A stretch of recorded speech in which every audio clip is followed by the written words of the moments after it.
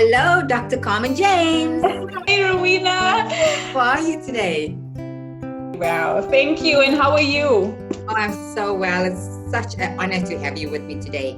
For those of you who don't know, Dr. Carmen James is an integrative, holistic medical doctor. She has a passion for women's hormone health. She is a speaker. She is a certified health coach. Dr. Carmen James, you're amazing, and I'm so grateful. Oh, thank you for having me. Where are you today? Where in the world are you today?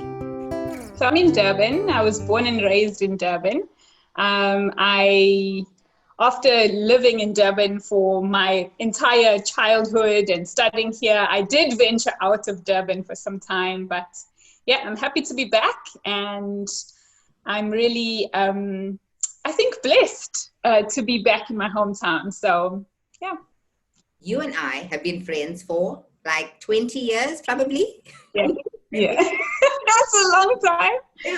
Carmen and I went to high school together. We have been the closest of friends. And as the years go by, life changes and friendships changes, the nature of those interactions change. But ours has always just stood strong. And we've been able to stay in touch. We've been able to continue encouraging each other and watching each other grow. And I'm so blessed to watch you thrive and blossom in your God-given blessed abilities and your God-given gifts. So well done and congratulations. Thank you so much. It's really been, I think when you look at friendship, it's amazing how when you get older, you look at the people who really mean a lot to you, and slowly but surely it like crystallizes into like a small handful of people, but you learn to value those friendships so much. And certainly my friendship with you is something that I treasure very, very dearly. Oh, and so do I. One of the fondest memories I have is spending time with you, with your family. You have the most incredible parents. They have such a loving relationship, and I've always admired them. And I will say one of my fondest memories is of your dad. The fact that your dad would bring us coffee every single morning, and I know he's done that for your mother for all the years of their marriage and still does it today. So I wonder if you could share and tell us, growing up with these amazing parents, what influence did they have on you becoming the amazing doctor that you are today? Wow. So it's so crazy, even hearing you refer to me as Dr. Carmen. It's so bizarre because, I think that one of the things that my parents did really well is they raised us to be very humble, because they themselves are humble people, because they came from such humble beginnings. If you spend time and chat to my parents, they'll tell you about growing up in poverty and just really with not having much. My dad having to leave school, not even completing matric, because he needed to work for his family. And so, they really truly have not had easy lives when they were much younger. But I think that part of their journey and part of the challenges that they faced growing up just molded them and shaped them into the incredible humans that they are today. And I think that certainly the values that they raised us to hold in very high regard are still things that I treasure to this day. So you mentioned my dad, such a hardworking man. He's always been like that. But also just a family man. I know him as a provider. I know him as, a very dependable person. When I was growing up, we used to call him MacGyver. I don't know if anybody remembers that series. Because MacGyver could like almost do anything with anything. He could make anything out of nothing. And my dad, to this day, is that person. I mean, he's still like growing things in his garden, but like making his own face masks and stuff. So, I mean, he's very... smart with his hands. They really are both incredible, and I'm always admiring your mom's gardening, and your dad's kale was so stunning. I love the video you made about kale chips and the fact that they were homegrown. That was so impressive. They're just so incredible and so humble. I love them very much. And hardworking, very hardworking.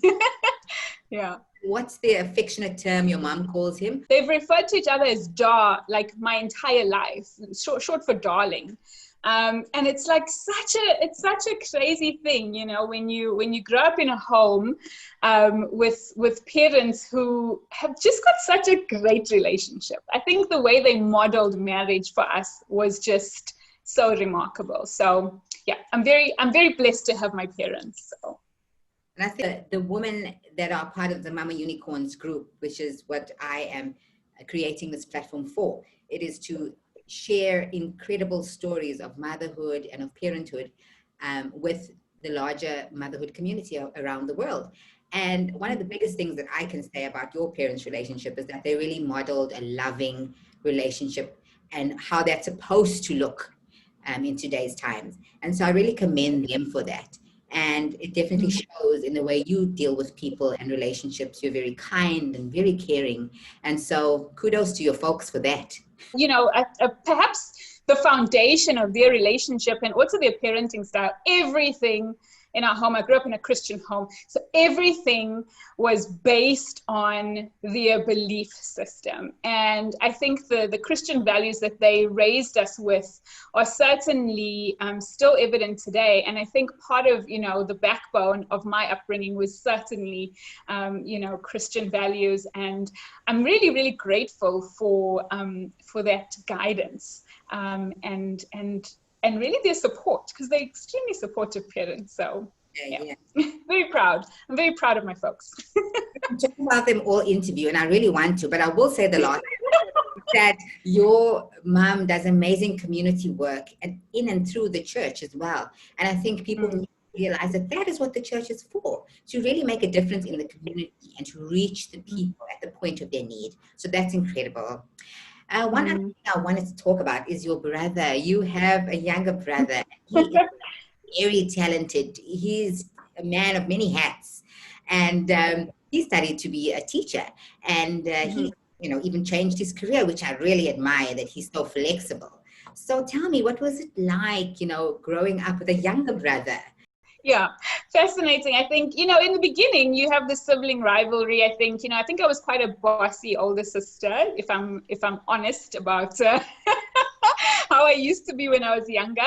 But I think that one of the things that was really important when we were growing up is that my brother really kept me young. Like, he would move around with this group of like young guys, and, you know, somehow being the older sister, I would like drive them around and stuff like that. So he kind of always kept me like in the loop with regards to, you know, what was trendy, what was happening, and, you know, and I think that as he's matured, one of the things that I really have valued over the years is just watching him grow through different phases of his life.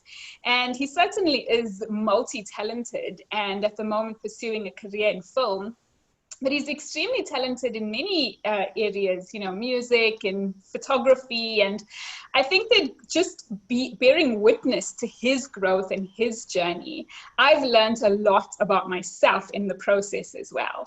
And I think that part of what it means to be an older sibling is you learn accountability and you have a reason to be responsible, because you know that there's somebody else coming behind you that's kind of looking to you as an example. And so, yeah, I've really valued the relationship and the friendship that has developed between us over the years. But he still teaches me a lot of things, even to this day. So, yeah, he's very special. Yeah. I definitely admire the bond that you have. It's definitely very evident. And the fact that you can follow your dreams and support each other all the way through is fantastic. So, yeah, awesome.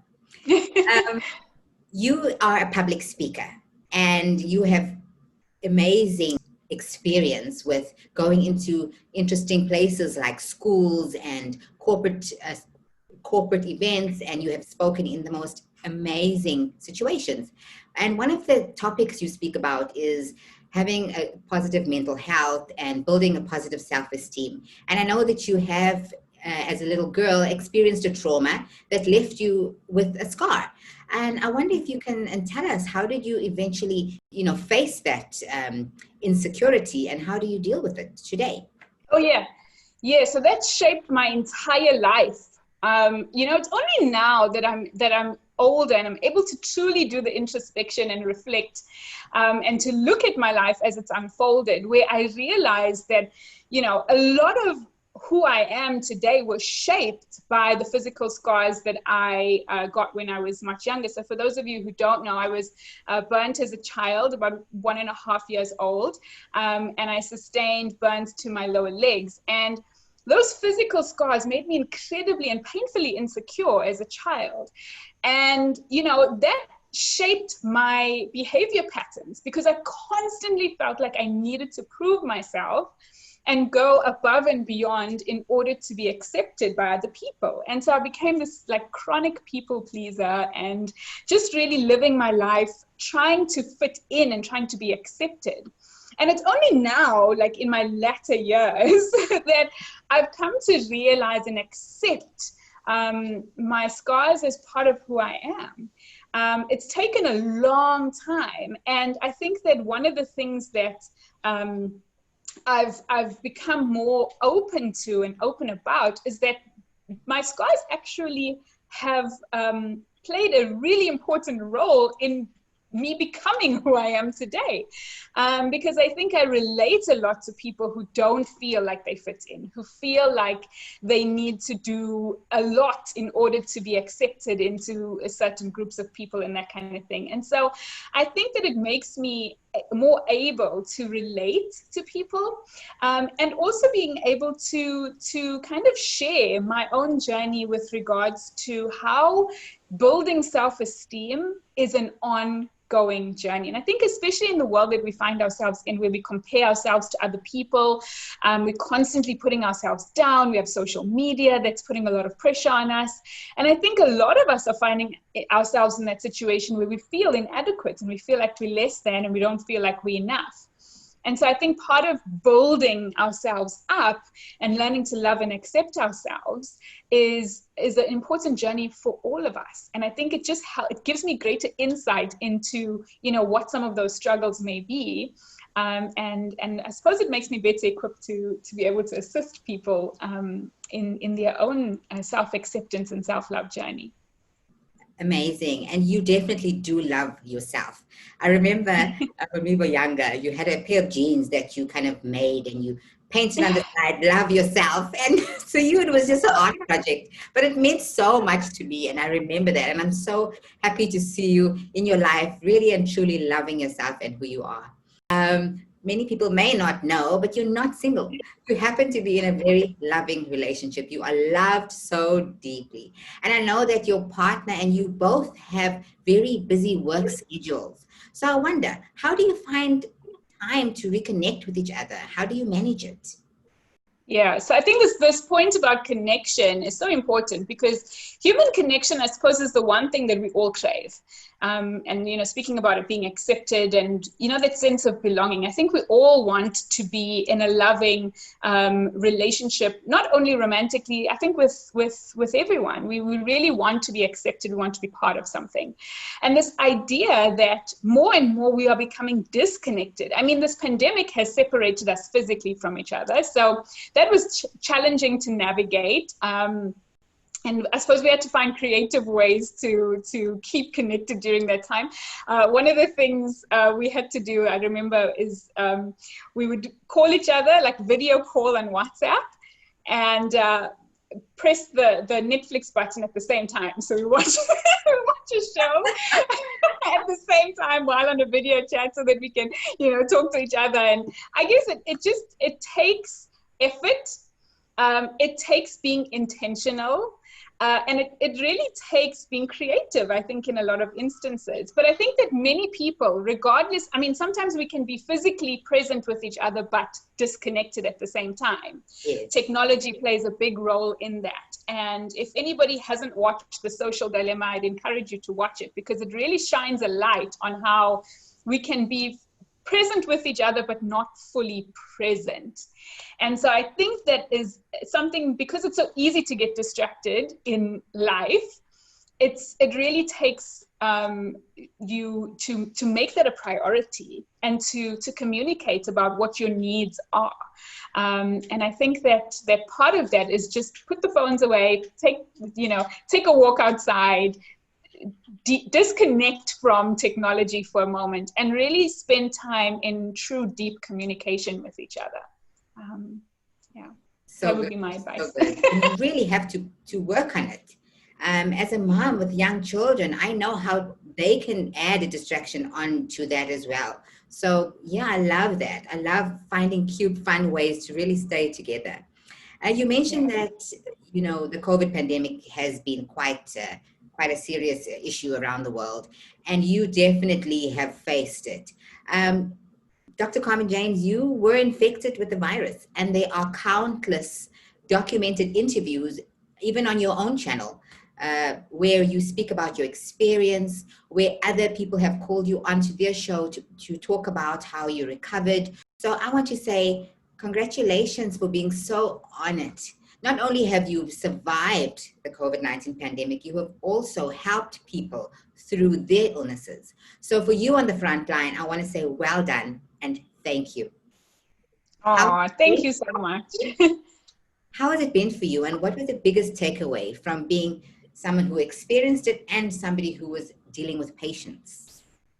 Yeah, so I always say, for me, I was fortunate because I had relatively mild symptoms and I came through it without needing to go into a hospital. I was able to take care of myself at home. I was able to self-isolate on my own, and really made a relatively quick recovery with no long-term effects. We do know that there are people who get the infection and then we call them long haulers, those people who really have symptoms for a longer period of time after the infection. But one of the things that was the most striking and still is the most striking for me is the stigma surrounding COVID-19 infection. That was the most challenging thing for me to deal with because I was met with it head on. I got infected pretty early. We got our first cases about March, I believe, in South Africa. I could be wrong, but I got infected in April. And so it was really early and I was like one of the first people to be talking about it. And it was like, oh, I've really faced stigma in person. So when I was going back into my work situation, for example, but also online, people just being really nasty comments and that kind of thing. And so the stigma around it really highlighted to me stigma in general, because I think stigma is something that's not unique to diseases. It goes across the board. There's stigma associated with so many different things. And, dealing with it, but then also trying to figure out what is the best approach. And for me, I found that the best approach to managing stigma for myself was to approach everything with compassion. Because I felt like people were afraid and people were acting from that place of trying to preserve themselves, and that can sometimes be quite a nasty place. So yeah, my biggest take-home lesson there was in dealing with stigma that we need to practice compassion. I love that. The compassion is so needed in all fields, and especially in situations where people are ill. So well done for really advocating that medical staff be more compassionate to patients in their time of need. Mm-hmm. So important. Carmen, you speak about health and wellness. A lot of people don't understand that there is a difference. So tell us, what is health and what is wellness? I think for the longest time, coming through the traditional medical model and how we study disease, we kind of think that health is the absence of disease. And I think that's the way many of us think about it, right? You're healthy until you get diagnosed with some kind of illness. But I think that what people don't realize, and especially when it comes to chronic illness, is that chronic illness doesn't happen overnight. You don't wake up one day and you're diabetic, or, all of a sudden overnight you're hypertensive. And I think that process, that build up to that diagnosis is really what the wellness space is about. It's about really paying attention to all the things that make you whole and healthy. And I think for a lot of people, health is very limited to either physical or mental, but I think that there are multiple other layers to it. Your spirituality, your emotional intelligence and your emotional state of being, your finances. A lot of people don't think that your finances can even be entered into, you know, how physically well you are. But finances for a lot of people is a stressful point. And if you know, if I asked people, what do you think health is? People would never think about finances. But when we think about wellness, we think about this broader picture of what is a human, what are the multiple things that are contributing to this human being's life, and how can we look at that holistically so that we can try and formulate or prepare this person for being the healthiest version of themselves. Yes. So I think wellness certainly is more holistic in its approach. And you definitely take a holistic approach. And I love your website, drcarmenjames.com. You have got so many amazing resources for mothers and women, whether it's PCOS, whether it's stress management. Tell us more about the things that you offer. Yeah, so that's interesting because I started out just wanting to educate women more, because I felt like, you know, when you educate women, there's actually a Ghanaian saying that says that, right? So you teach a man, you teach an individual, but you teach a woman and you teach a community. Or so it goes something along those lines. I'm butchering it, but you get what I'm saying. So my focus was really trying to figure out, well, how can we get this message of health being a holistic thing out to the masses? And I really thought, you know what? If we educate women, then we have a better chance at that, because woman's going to speak to her friends, she's going to educate her family, she's going to educate her, you know, her elders. It's not going to end with her. And so I really started talking about issues of women's health, but I kept on getting asked questions about PCOS. And that's really how I developed the course that I put together about, it's basically a 21-day detox that helps you promote hormone healing. It's not specific for PCOS, but I think because a lot of women ask me about PCOS, that's how I ended up making all the videos on YouTube about PCOS and that kind of thing. And then another thing that people always ask me about is stress management. And as we know, stress is linked to like 90% of chronic disease. And so I felt like it was important for people to get the tools and the resources, simple things. If you go through the stress management course, it's literally 5 steps, 5 things that you basically need to keep in mind when you're managing your stress. And so they're simple, but they're effective tools. And I wanted to make them accessible to as many people as possible, which is why I put them up on Udemy, which is, I mean, it's constantly on sale. You can probably get those courses for like $10 or something like that. And I really just wanted to be able to send and offer some kind of more in-depth assistance without necessarily having to dive deep one-on-one with every person who made an inquiry with me. And so, yeah, I think that basically that's, I often tend to ask people, what do you want? I find it sometimes frustrating as a content creator. I think this idea is so great and I'm gonna make all this content about this, and then nobody cares. So I really took guidance from the people who were reaching out to me, and I was just hoping to provide some kind of resource for the needs that are out there.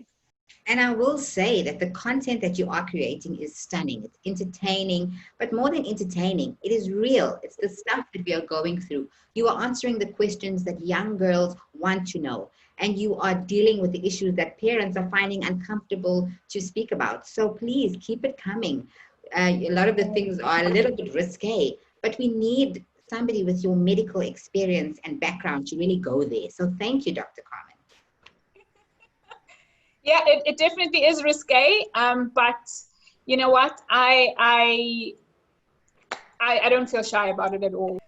So Dr. Carmen James, I know that you have a question for me. Take it away. Yes, I do have a question for you, because one of the things that I speak about is how to eat healthily and how to make sure that you're nourishing your body through your food. I think it's so easy for us to eat junk food and to neglect our nutrition. But something that moms often ask me about is, how do they navigate picky eaters as children? So you are raising 4 absolutely gorgeous boys, and you seem to have this whole motherhood thing like down to a T. And especially when it comes to your lunch boxes, it's like, wow, it's fascinating. You have it in the bag. And I always admire how diverse your lunch boxes are. So my question to you is, do you have any tips for mums who have kids who are picky eaters? How do you ensure that your kids are eating a diverse, nutritious diet? Awesome. I've got 4 kids and they are very, very different. I have triplet boys and they were 11 weeks premature. So as a result of that, one of my boys is actually on the autism spectrum. So because of that, he has a few sensory things that he has to work through. And one of those challenges is texture. And so I struggled teaching him how to eat and enjoy all textures. And I understand more than anybody the pressure that parents are under to get their kids to eat those veggies. And everybody's like, eat them. But nobody knows that these kids do not want to eat them. And I have one child who loves eating them and there was no issue. But for the child that really struggled, the main thing that we did was just to not give up. First of all, we made sure that we were the examples by eating healthy food and presenting many options on a regular basis. So that was definitely a big one. And then just presenting it in a beautiful way, celebrating healthy food.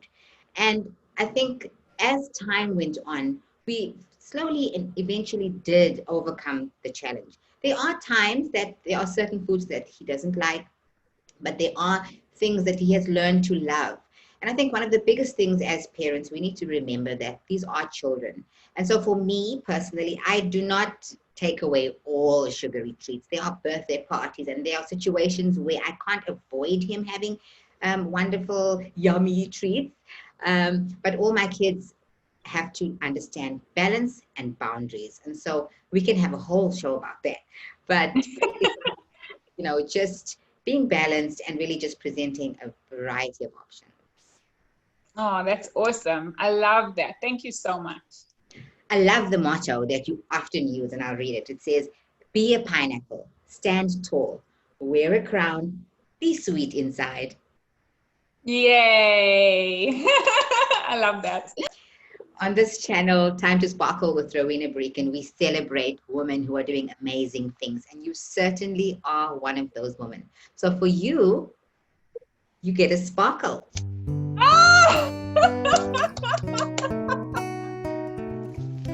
Dr. Carmen, you sparkle. You bring so much light and love into this world. Your medical experience is incredible. You could be anywhere in the world. You've traveled on ships to foreign countries, but yet you give your time and your love to your South African community. And we are going to share it with the whole world. So thank you. We love you. You're amazing. Shine on. Oh, thank you. Oh, that's so special. Thank you so much. That's awesome.